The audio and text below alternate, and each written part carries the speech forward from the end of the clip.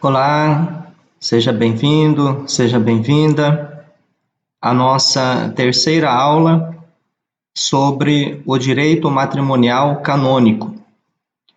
Hoje nós falaremos do Cano 1056 sobre as propriedades essenciais do matrimônio, que são a unidade e a indissolubilidade, tratados no cânon 1056.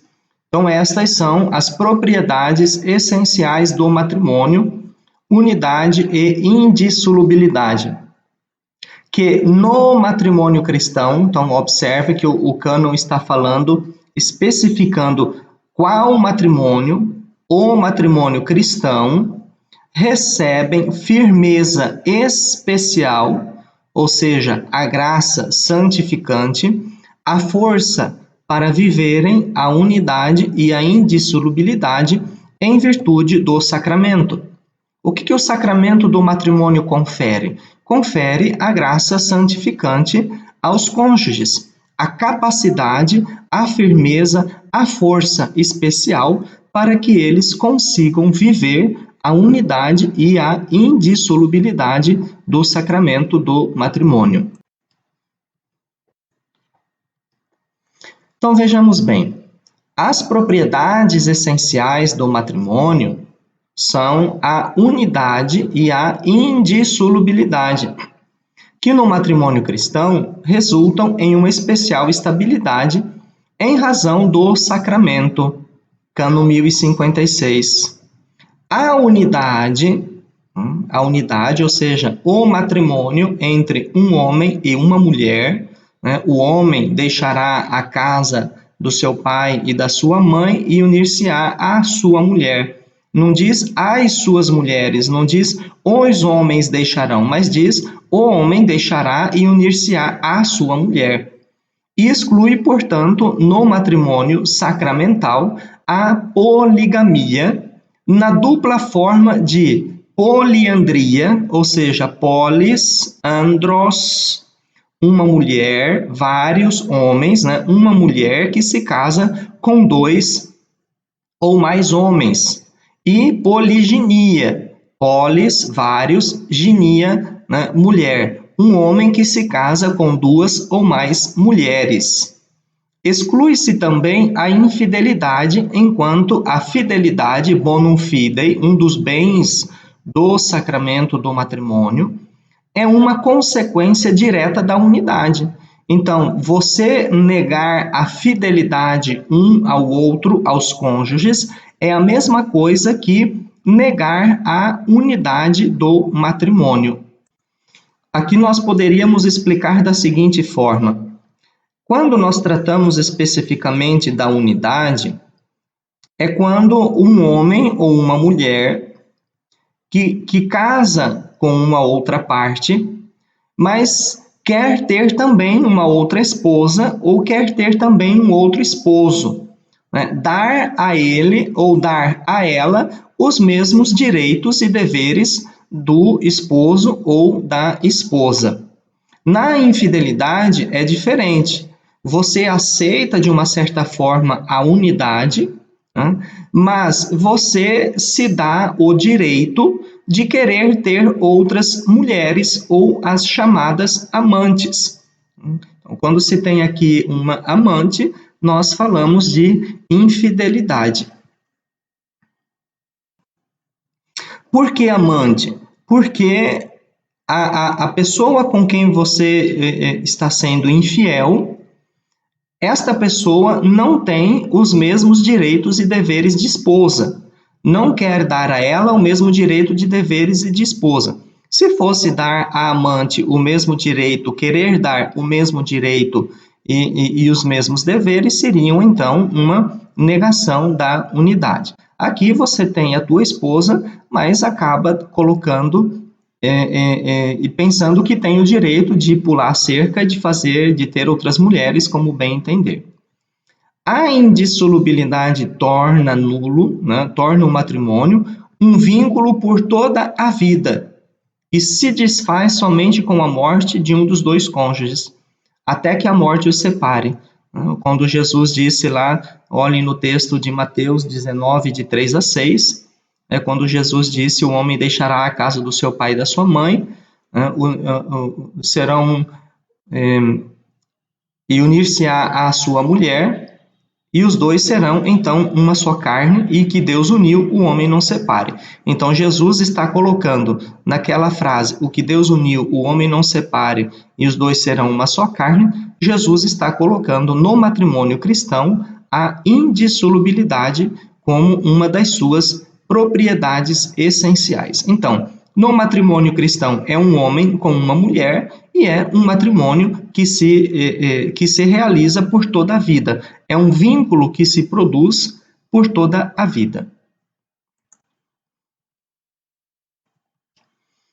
O matrimônio, por sua natureza, possui uma estrutura essencial que se concretiza em duas propriedades ou leis fundamentais. Então, aqui nós podemos falar da unidade e da indissolubilidade como propriedades essenciais do matrimônio ou como leis fundamentais que fundamentam o matrimônio, sem as quais, sem a unidade e sem a indissolubilidade, não pode existir matrimônio sacramental. As duas foram definidas dogmaticamente na 24ª sessão do Concílio de Trento, aos 11 de novembro de 1563. Se vocês quiserem dar uma olhadinha no Denzinger, 1797 a 1798 e o número 1802. Eu coloquei aqui estes números apenas para tomarmos conhecimento do que o Concílio de Trento está falando sobre estas propriedades essenciais ou estas leis fundamentais do matrimônio sacramental. Então vamos à leitura. O primeiro pai do gênero humano, por inspiração do Espírito Santo, proclamou o vínculo perpétuo e indissolúvel do matrimônio quando diz: isto sim é osso dos meus ossos e carne da minha carne.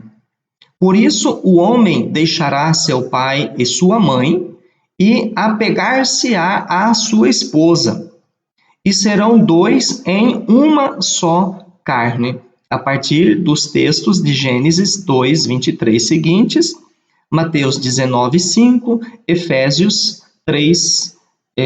5, versículo 31. O Cristo Senhor ensinou o mais claramente possível que por este vínculo somente dois se podem associar e unir. Não podem 3, não podem 4, não podem 5, somente dois se podem associar e unir. Quando, citando as palavras acima, como proferidas por Deus, disse: assim já não são dois, mas uma só carne. E a seguir confirmou com estas palavras a firmeza de tal vínculo, antes proclamado somente por Adão. Portanto, o que Deus uniu, o homem não deve separar. Mateus, capítulo 19, versículo 6, o texto que eu já havia falado para vocês, e Marcos, capítulo 10, versículo 9. O número 1802 do Denzinger é um cânon do concílio. Se alguém disser que é permitido aos cristãos ter ao mesmo tempo várias esposas e que isso não é proibido por nenhuma lei divina, seja anátema. Seja anátema quer dizer seja excomungado, porque a doutrina da Igreja Católica para o matrimônio deve-se levar em consideração as suas propriedades essenciais e as suas leis fundamentais, que são a unidade e a indissolubilidade.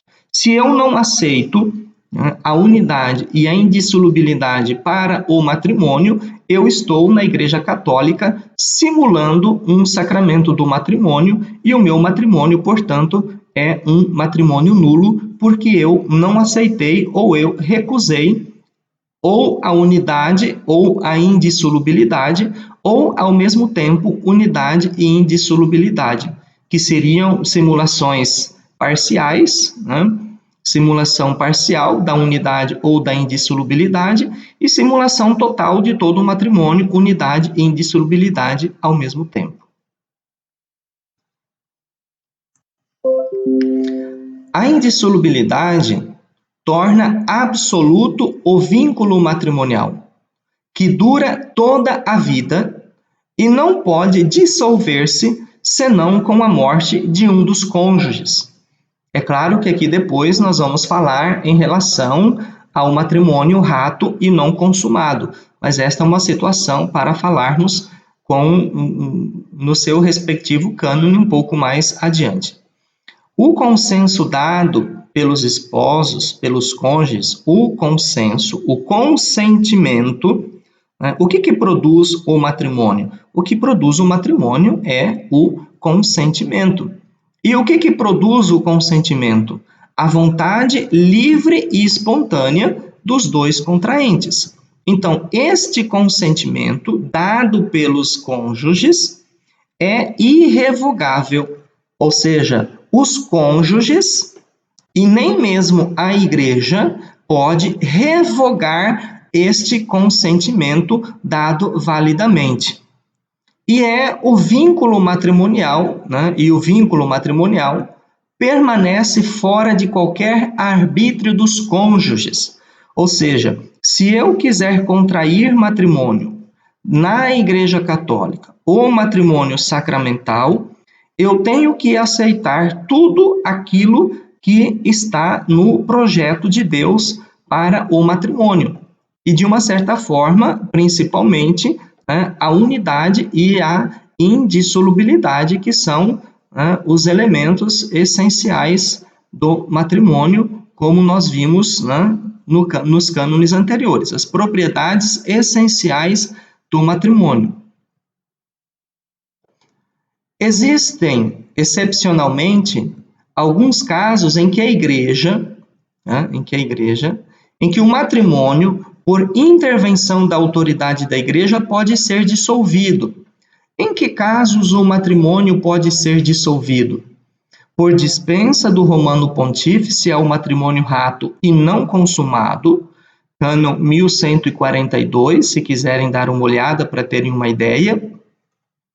Pelo privilégio paulino, cânones 1143 a 1147, pelo poder vigário do Romano Pontífice, cânon 1148 e 1149, e outros casos de solução em favor infidei, em favor da fé, previstos por uma especial normativa, e, se der tempo, nós veremos também. Não se deve confundir a dissolução do matrimônio com a declaração de nulidade. São duas coisas diferentes.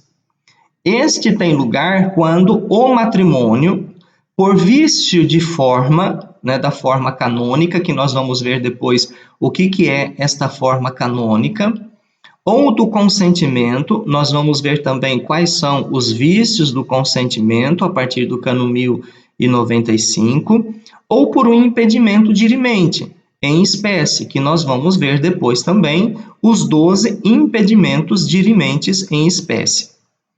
Não foi contraído validamente, ou seja, se trata do matrimônio inexistente e a sentença da autoridade eclesiástica não é de anulação, mas sim de declaração de nulidade. Então, interessante observar aqui o seguinte princípio: a igreja nunca anula um matrimônio válido. Para que serve, então, o processo de declaração de nulidade matrimonial? Este processo, ele vai declarar, que este matrimônio, na verdade, nunca existiu. Nunca existiu validamente. Por que este matrimônio não existiu? Porque quando ele foi contraído, ou existia um defeito da forma canônica, ou existia um vício do consentimento, uma das partes não tinha condições psicológicas suficientes, uma das partes não queria o matrimônio ou algumas das propriedades essenciais do matrimônio ou alguns dos elementos essenciais do matrimônio, ou por um impedimento dirimente, de idade, de impotência, de matrimônio precedente, de ordenação sacerdotal, de voto público perpétuo em um instituto religioso, de consanguinidade, afinidade, parentesco legal e assim por diante. Então, o processo de declaração de nulidade matrimonial, ele vai analisar estes três aspectos. Se existiu um vício da forma canônica, que nós vamos ver depois qual que é a forma canônica necessária para o matrimônio, o vício do consentimento, que nós vamos ver quais são estes vícios, ou por um impedimento dirimente, um daqueles 12 impedimentos dirimentes em espécie que tornam nulo o matrimônio. Então, não se trata de anulação, se trata de declarar nulo um matrimônio, né, que, na verdade, nunca existiu por uma destas formas que estão sendo indicadas aqui neste parágrafo. A unidade e a indissolubilidade são propriedades essenciais de qualquer matrimônio, celebrado validamente, seja daquele cristão ou daquele natural, entre pessoas não batizadas. Então vejam bem, unidade e indissolubilidade são propriedades essenciais de qualquer matrimônio celebrado validamente, seja aquele cristão ou daquele natural, entre pessoas não batizadas. É claro que a unidade, a indissolubilidade, essas propriedades essenciais são de todos os matrimônios, porém, infelizmente, nós percebemos que o matrimônio civil não vive esta condição. Recebem unidade e indissolubilidade, porém, nos batizados, uma particular estabilidade e firmeza em força do sacramento que faz da união dos cônjuges cristãos sinal e expressão da mística união existente entre Cristo e a Igreja. Por que a importância de unidade e indissolubilidade no matrimônio sacramental? Porque estas propriedades, né, elas são figuras, elas são sinais, elas são expressão da união entre Cristo e a sua igreja. Jesus tem uma união única com a sua igreja. E esta união, ela é indissolúvel até o fim dos tempos, até o seu retorno. Então, da mesma forma que a união entre Cristo e a igreja é única e indissolúvel, o matrimônio entre batizados também é única e indissolúvel. Depois vocês podem ler Efésios 5, capítulo 5, versículo 21 e seguintes. Em virtude do sacramento, afirma o Concílio Vaticano II, o autêntico amor conjugal é assumido no amor divino e é sustentado e enriquecido pela força redentora de Cristo e da ação salvífica da Igreja. Os cônjuges cristãos são corroborados e consagrados por um especial sacramento para o dever e a dignidade do seu estado. Gaudium et Spes, número 48. Então, vejam bem, no sacramento do matrimônio, os cônjuges são também consagrados. São consagrados um ao outro e são consagrados a Deus porque são expressão da união mística entre Cristo e a sua igreja. Então, deve-se levar em consideração que o matrimônio não é apenas um contrato. O matrimônio é também uma consagração, aonde os dois cônjuges, né, se consagram a Deus, né, se consagram a Deus e se consagram um ao outro para assumirem os deveres e a dignidade do seu estado matrimonial. Então, peço que leiam novamente a Gaudium et Spes, número 48, né, para poder entender o que o Concílio Vaticano II, né, está falando em relação a esta especial consagração no sacramento do matrimônio. A poliandria, né, é hoje rara no mundo, ou seja, uma mulher com vários homens. A poliginia, um homem com várias mulheres, é praticada ainda em diversos países muçulmanos. O divórcio é difundido largamente em todo o mundo e é admitido formalmente em quase todas as legislações civis, inclusive a nossa. A Igreja Católica, obviamente, permaneceu e permanece firme, né, fiel à lei recordada e colocada por Cristo, e opondo-se com firmeza por muitos séculos à legislação romana e sucessivamente àquela germânica, excluiu toda a forma de divórcio, conseguindo fazer prevalecer no Ocidente, entre os séculos X e XII, a lei canônica do matrimônio único e indissolúvel.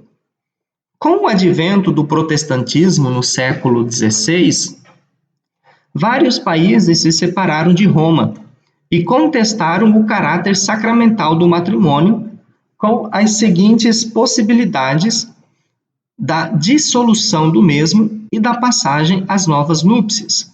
Então, vocês viram e começaram a perceber, né, desde quando esta ideia de divórcio e do caráter sacramental do matrimônio começa, então, a ser contestada no século XVI. Nos Estados católicos, o matrimônio civil foi instituído na França com a Constituição de 14 de setembro de 1791 e com o sucessivo decreto de 25 de outubro de 1792. É introduzido também o divórcio, inserido depois no Código Napoleônico de 1804. Hoje, infelizmente, por um conjunto de circunstâncias e fatores, principalmente de caráter moral e social, o divórcio é aceito universalmente nas legislações civis, inclusive no Brasil. Se nós olharmos, por exemplo, pegarmos lá no site do Vaticano, os discursos dos papas, desde o Papa Pio XII até o Papa Francisco, nós vamos perceber, e de uma certa forma assim, muito especial, o Papa João Paulo II, vão tratar muito especificamente desta problemática do divórcio. Então, sempre quando os papas se dirigiam às famílias, eles colocavam esse grave problema do divórcio, né, que acaba destruindo as famílias. Então, se vocês quiserem fazer um estudo um pouco mais aprofundado, basta irem lá no site do Vaticano, procurarem lá nos papas, desde Pio XII até o Papa Francisco, nos seus discursos em relação às famílias, nós veremos que todos eles falam deste problema, que é o problema do divórcio. Convém recordar que o divórcio faz parte da dureza dos vossos corações, como disse Jesus lá em Mateus 19, né, de 1 a 6, e não como um instituto jurídico querido por Deus, como é o matrimônio. Então, o divórcio não é algo querido por Deus. O divórcio não faz parte do projeto de Deus para o matrimônio. O divórcio foi colocado por causa da dureza dos vossos corações, afirma Jesus no Evangelho. Então, o divórcio não é de Deus, o divórcio não é querido por Deus, o divórcio é algo que faz parte da fraqueza da nossa natureza humana e, às vezes, da nossa incapacidade de mantermos a unidade e a indissolubilidade. Então, os queridos, eu peço que vejam esta nossa aula, reflitam sobre o que foi estudado aqui. Se vocês tiverem dúvidas, podem apresentá-las.